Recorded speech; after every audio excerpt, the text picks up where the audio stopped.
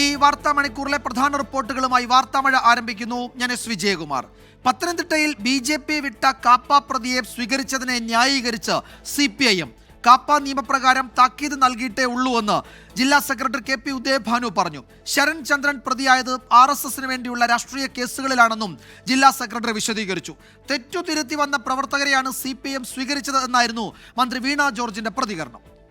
ഇവിടെ ശരത് ചന്ദ്രനെ ഒരു പ്രസ്ഥാനത്തിൻ്റെ യുവജന മോർച്ചയുടെ ഒരു ഏരിയയിൽ 4 പഞ്ചായത്തിലെ ഭാരവാഹിയായിട്ട് പ്രവർത്തിക്കുന്ന ആളാണ്. ആ പ്രസ്ഥാനത്തിന് വേണ്ടി ചെയ്തിട്ടുണ്ട്. അതിൽ ഒരുപാട് കേസ് പ്രതിയായിട്ടുണ്ട്. അതൊന്നും ആ പ്രസ്ഥാനത്തിന് വേണ്ടി ആ പ്രസ്ഥാനം അവരെ ഉപയോഗിക്കുകയാണെന്ന് അവർക്ക് ബോധ്യമായി. അല്ലെങ്കിൽ ഇത്രയാളെ ശരത് മാറുമ്പം വേറെ ബാക്കിയുള്ളൊരു വരത്തില്ലല്ലോ. അന്നേരം അവരെ ക്രിമിനൽ പ്രവർത്തനങ്ങൾക്ക് ഉപയോഗിക്കുകയാണെന്ന് അവർക്ക് ബോധ്യമായതിൽ നിന്ന് മോചനമായി കഴിഞ്ഞാലും മാധ്യമങ്ങൾ അവരെ വിടില്ല എന്നുള്ളതാണ്. സാമൂഹ്യ വിരുദ്ധൻ എന്ന് പറയുന്നത് പൊതുപ്രവർത്തകരുടെ പേരിൽ എടുക്കേണ്ട കേസല്ല എന്നുകൂടി നമ്മൾ മനസ്സിലാക്കും. RSSൽ നിന്നപ്പോഴാണ് RSSന് വേണ്ടിയാണ് അയാൾ ഈ കേസിലെല്ലാം പ്രതിയായത്. ഒരു 50-60 ആളുകൾ അവരുടെ പ്രവർത്തിച്ച BJPയും RSSും ഒക്കെ ആയിരുന്നു.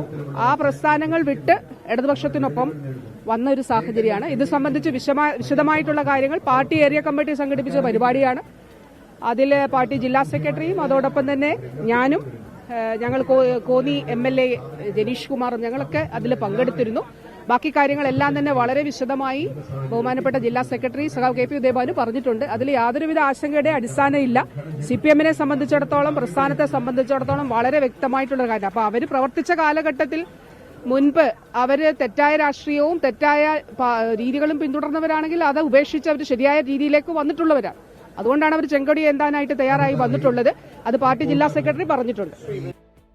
തെറ്റ് ചെയ്തതിന് BJP മാറ്റി നിർത്തിയ ആളെയാണ് പത്തനംതിട്ടയിൽ CPIM ഹരിശ്ചന്ദ്രനെ പോലെ സ്വീകരിച്ചതെന്ന് BJP സംസ്ഥാന അധ്യക്ഷൻ K സുരേന്ദ്രൻ പറഞ്ഞു. കൊടും ക്രിമിനലുകളെയാണ് CPIM പാർട്ടിയിൽ എടുക്കുന്നതെന്നും K സുരേന്ദ്രൻ വിമർശിച്ചു.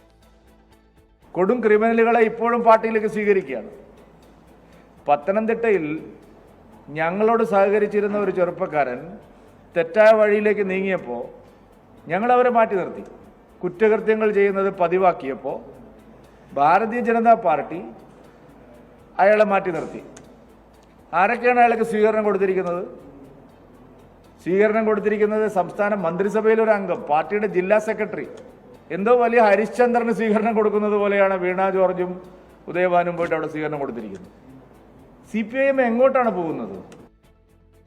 20ഓളം ക്രിമിനൽ കേസുകളിൽ പ്രതിയായ മലയാലപ്പുഴ സ്വദേശി ശരൺ ചന്ദ്രനെയാണ് CPIM മാലയിട്ട് സ്വീകരിച്ചത്. ഇന്നലെ വൈകിട്ട് കുമ്പഴയിൽ നടന്ന പരിപാടി ഉദ്ഘാടനം ചെയ്തത് ആരോഗ്യമന്ത്രി വീണ ജോർജ് ആയിരുന്നു. ശ്രീജിത്ത് ശ്രീകുമാരൻ പത്തനംതിട്ടയിൽ നിന്ന് കൂടുതൽ വിവരങ്ങൾ നൽകും. ശ്രീജിത്ത്, താഴെത്തട്ടിൽ ഇങ്ങനെയാണോ തിരുത്തൽ തുടങ്ങുന്നത് തെരഞ്ഞെടുപ്പിന് ശേഷമെന്ന് പലരും സമൂഹ മാധ്യമങ്ങളിൽ CPIMനോട് ചോദിക്കുന്നുണ്ട്. ഇപ്പോൾ ഈ CPIM ജില്ലാ സെക്രട്ടറിയും ആരോഗ്യമന്ത്രിയും ഒക്കെ പറയുന്ന വിശദീകരണം ഈ ശരൺ ഉൾപ്പെട്ടതെല്ലാം രാഷ്ട്രീയ കേസുകളിലാണ്. അങ്ങനെയാണോ?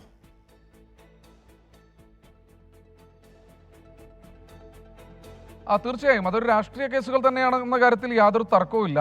ശരൺ ഉൾപ്പെട്ട മുഴുവൻ കേസുകളും പൊളിറ്റിക്കലി അഫിലിയേറ്റഡുമായി ബന്ധപ്പെട്ട രാഷ്ട്രീയവുമായി ബന്ധപ്പെട്ട കേസുകൾ തന്നെയാണ് എന്ന കാര്യത്തിൽ യാതൊരു തർക്കവുമില്ല. പക്ഷേ അതിൽ നിരവധി കേസുകൾ ഉണ്ട്. അത് ഏതാണ്ട് 20ഓളം കേസുകളുണ്ട്. അതിൽ CPIM പ്രവർത്തകരുമായുള്ള തർക്കത്തെ തുടർന്ന് സ്ത്രീകളെ ആക്രമിക്കാൻ ശ്രമിച്ചു എന്ന തരത്തിലുള്ള കേസുകളടക്കം ഈ ശരൺ ചന്ദ്രന്റെ പേരിലുണ്ട്. ഇത് നിലനിൽക്കെയാണ് കാപ്പ നിയമപ്രകാരം ഇയാൾക്ക് പോലീസ് നോട്ടീസ് നൽകുന്നത്, അതിലൊരു താക്കീത് നൽകുന്നത്. ഇയാളൊരു റൗഡിയാണ്, ഇയാളുടെ ഇരട്ടപ്പേരടക്കം പറഞ്ഞുകൊണ്ടാണ് ആ ലിസ്റ്റിൽ കൃത്യമായി തന്നെ അയാളുടെ പേര് പ്രതിപാദിക്കുന്നത്. ഇയാളുടെ സഞ്ചലനം, ജില്ലയിലെ സഞ്ചലനം നിയന്ത്രിക്കണം എന്ന് പറഞ്ഞൊരു നോട്ടീസാണ് DIGയുടെ ഭാഗത്ത് നിന്ന് നൽകിയിട്ടുള്ളത്. അതിനുശേഷം SP നേതൃത്വത്തിൽ ഒരു യോഗം ചേർന്ന്, അല്ലെങ്കിൽ ജില്ലാ മജിസ്ട്രേറ്റിന്റെ നേതൃത്വത്തിൽ ഒരു യോഗം ചേർന്ന് വേണമെങ്കിൽ ഇയാളെ ജില്ലയ്ക്ക് പുറത്താക്കാം. അതിനുവേണ്ടിയുള്ള നടപടിക്രമങ്ങൾ തുടങ്ങാനിരിക്കെയാണ് എന്നാണ് മനസ്സിലാക്കുന്നത്. അതിനു മുൻപുള്ള ഒരു താക്കീത് എന്തായാലും പ്രാഥമികമായി നൽകിയിട്ടുണ്ട്. എന്തായാലും ഈ കാപ്പ കേസിൽ ഉൾപ്പെട്ട ഇയാളെ കഴിഞ്ഞ ദിവസം ജൂൺ 23-നാണ് അവസാനമായി ജയിലിൽ നിന്ന് ഇയാൾ പുറത്തിറങ്ങുന്നത്. അതായത് കാപ്പ നിയമലംഘനവുമായി ബന്ധപ്പെട്ട ആദ്യൊരു കേസിൽ അറസ്റ്റിലാകുന്നു, അതിൽ ജാമ്യം കിട്ടി പുറത്തു വരുന്നു. തൊട്ടടുത്ത മണിക്കൂറിൽ തന്നെ പത്തനംതിട്ട പോലീസ് ഒരു വധശ്രമ കേസിൽ അറസ്റ്റ് ചെയ്യുന്നു. അതിൽ പക്ഷേ ജാമ്യം കിട്ടിയില്ല.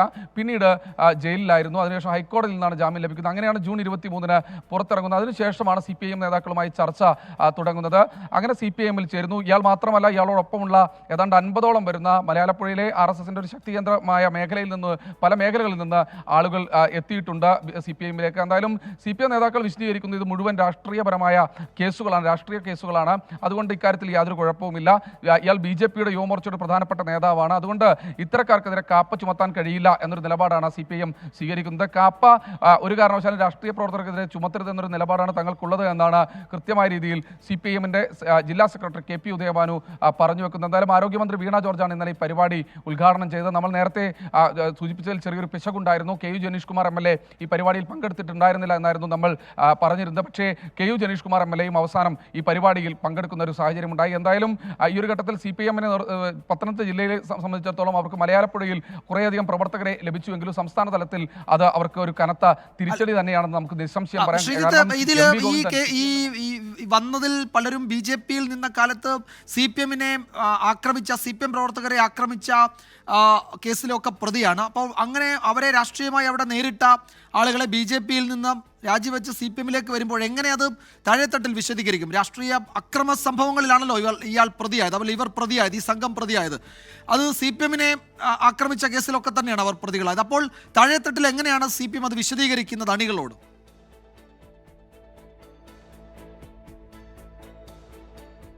വിജയകുമാർ, രസകരമായ ഒരു കഥ പറയാം. അതായത് ഈ കേസിൽ അപ്പുണ്ണി എന്നൊരു CPIഎമ്മിന്റെ നേതാവുണ്ട്.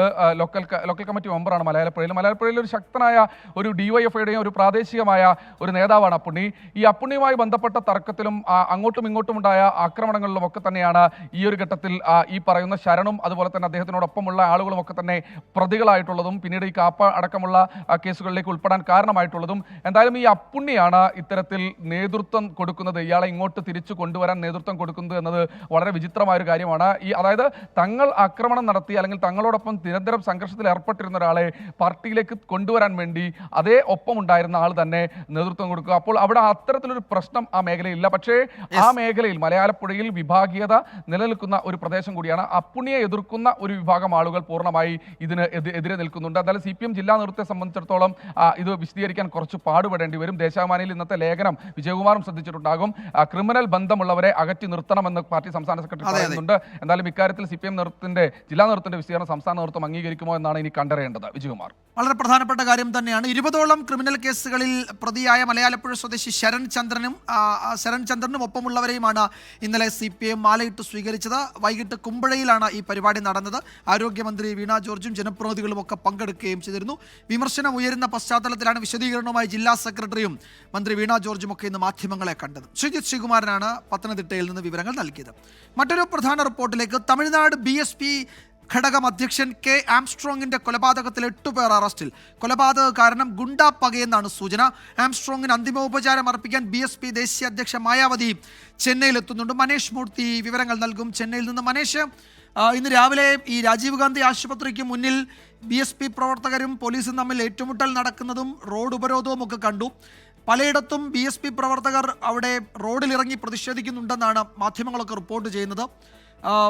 ഇതിൻ്റെ യഥാർത്ഥ പ്രതികളിലേക്ക് പോലീസിലെത്താൻ കഴിഞ്ഞിട്ടുണ്ടോ?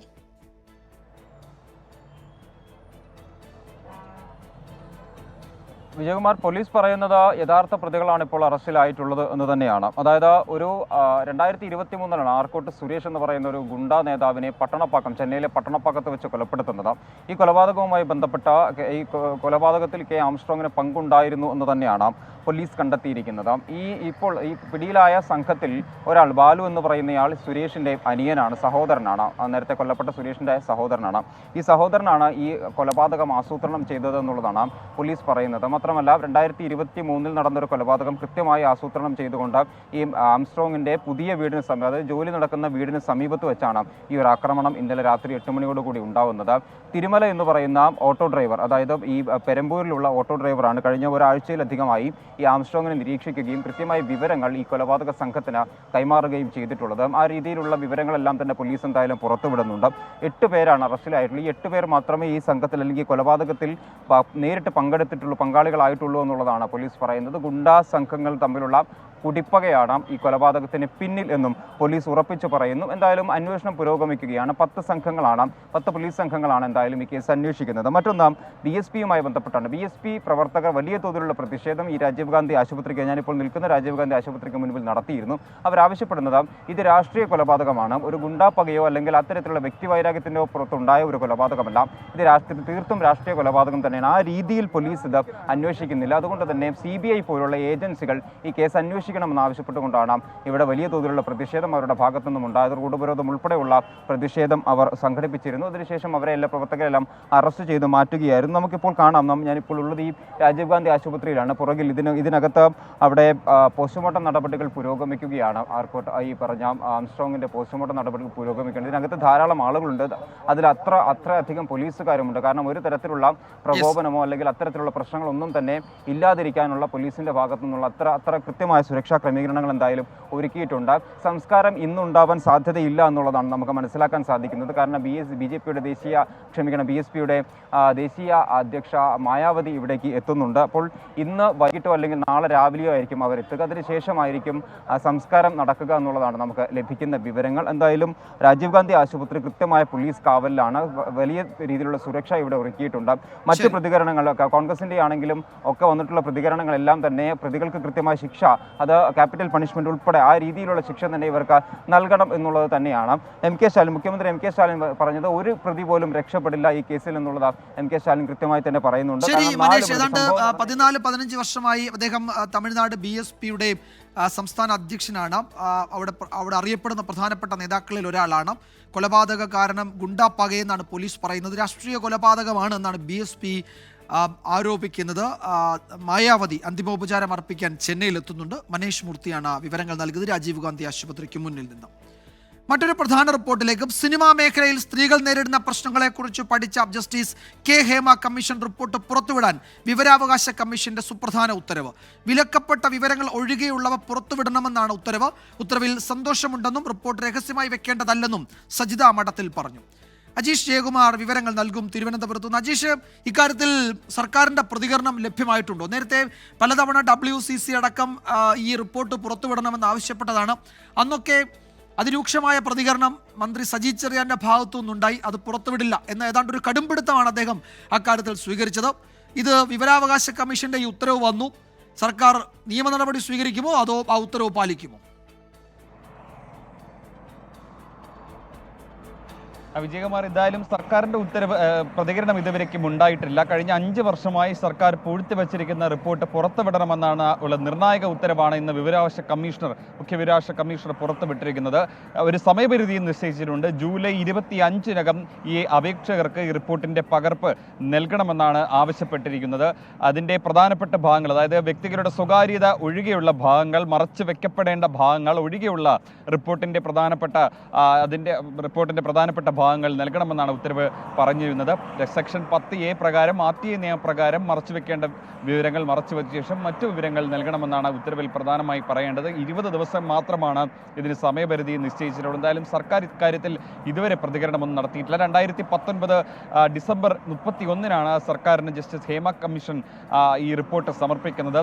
ഈ നടി ആക്രമിച്ച കേസിന്റെ ഒരു പശ്ചാത്തലത്തിൽ തുടർച്ചയായി സിനിമാ മേഖലയിലുള്ളവർ സിനിമാ മേഖലയിൽ നേരിടുന്ന പ്രശ്നങ്ങൾ, സ്ത്രീകൾ നേരിടുന്ന പ്രശ്നങ്ങളെക്കുറിച്ച് പുറത്തു പറഞ്ഞിരുന്നു. മീറ്റു ആരോപണങ്ങളടക്കം വലിയ ചർച്ചയായിരുന്നു. ഇതിനെ തുടർന്നാണ് സർക്കാർ ഇന്ത്യൻ സിനിമാ മേഖലയിൽ തന്നെ ആദ്യമായി തന്നെ ഇങ്ങനെ ഒരു കമ്മിറ്റിയെ നിയോഗിച്ചത്. പക്ഷേ പിന്നീട് റിപ്പോർട്ട് സമർപ്പിച്ചതിന് ശേഷം ഇതിനകത്ത് സ്ഫോടനാത്മക വിവരങ്ങളുണ്ടെന്ന് പറഞ്ഞ് സർക്കാർ ഈ റിപ്പോർട്ട് പൂഴ്ത്തിവെക്കുകയായിരുന്നു. ഇതിനെതിരെ പലതവണ ഈ WCC അംഗങ്ങളും സിനിമാ മേഖലയിലെ നടിമാരും ഉൾപ്പെടെ രംഗത്തെത്തിയിരുന്നു. കഴിഞ്ഞ ഈ 2ാമത്തെ മന്ത്രിസഭയിൽ സാംസ്കാരിക വകുപ്പ് മന്ത്രിയായ സജി ചെറിയാനെ തന്നെ നേരിട്ട് പലതവണ കണ്ട് നിവേദനം നൽകിയിരുന്നു. വനിതാ കമ്മീഷൻ അധ്യക്ഷയെ നേരിട്ട് കണ്ട് പരാതി നൽകിയിരുന്നു. എന്നിട്ടും സർക്കാർ ഈ റിപ്പോർട്ട് പുറത്തുവിടാൻ തയ്യാറായിരുന്നില്ല. ഇതോടെ സർക്കാരിന്റെ ഉദ്ദേശശുദ്ധിയിൽ സംശയമുണ്ടെന്നായിരുന്നു ഈ WCC അംഗങ്ങളും ഇടത് സ്വഭാവമുള്ള നടിമാർ വരെ പറഞ്ഞുകൊണ്ടിരുന്നത്. എന്തായാലും സർക്കാരിന്റെ ഈ യു-ടേണിന് കനത്ത തിരിച്ചടിയാണ് ഇപ്പോൾ വിവരാവകാശ കമ്മീഷന്റെ ഉത്തരവിലൂടെ ഉണ്ടായിരിക്കുന്നത്.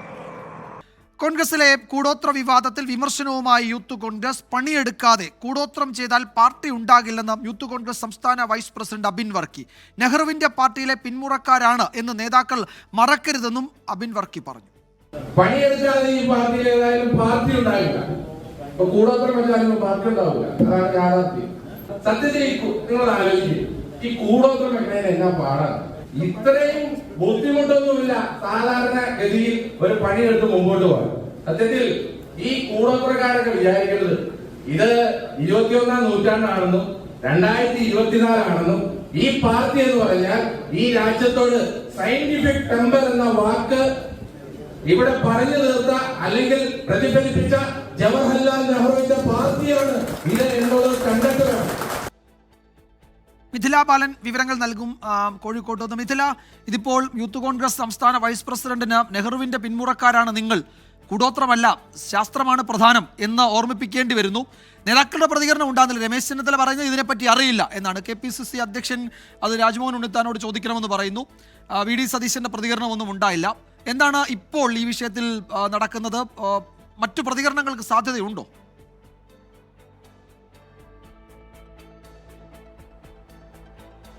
വിജയകുമാർ, കെ സുധാകരന്റെ വീട്ടിൽ നിന്നും ഇത്തരത്തിൽ കൂടോത്തരം ചെയ്യുന്ന സാധനങ്ങൾ കണ്ടെത്തിയത് വലിയ രീതിയിൽ നാണക്കേട് കോൺഗ്രസിനുണ്ടാക്കിയിട്ടുണ്ട്. പ്രതിപക്ഷമായാലും ഭരണപക്ഷമായാലും ഇപ്പോൾ കോൺഗ്രസിന്റെ ഉള്ളിൽ നിന്ന് പോലും വിമർശനവും പരിഹാസവും എല്ലാം തന്നെ ഉയർന്നിട്ടുണ്ട്. ഇന്നിപ്പോൾ ഉണ്ടായത് കുറ്റ്യാടിയിൽ നടന്ന യൂത്ത് കോൺഗ്രസിന്റെ ഒരു പരിപാടിക്കിടെയാണ് എബിൻ വർക്കിയുടെ ഭാഗത്തുനിന്നും ഇത്തരം ഒരു കടുത്ത വിമർശനം ഉണ്ടായത്. കൂടോത്തരം ചെയ്തിരുന്നാൽ പാർട്ടി ഉണ്ടാവില്ല, നേതാക്കന്മാരുണ്ടാകില്ല, നെഹ്റുവിന്റെ പിന്തുണച്ചക്കാരാണ് എന്ന് കോൺഗ്രസ് നേതാക്കൾ ഓർക്കണം. ഈ കൂടോത്തരം ചെയ്യുന്ന അത്ര ബുദ്ധിമുട്ട് സാധാരണ പണി ചെയ്യാനുണ്ടാകില്ല എന്ന ഒരു വിമർശനവും എബിൻ വർക്കി പറഞ്ഞു വെക്കുന്നുണ്ട്. വലിയ രീതിയിലുള്ള ഒരു വിമർശനം യൂത്ത് കോൺഗ്രസിന്റെ ഭാഗത്തുനിന്നും ഈ ഒരു കൂടോത്രം വിവാദവുമായി ബന്ധപ്പെട്ട ഉണ്ടായത്.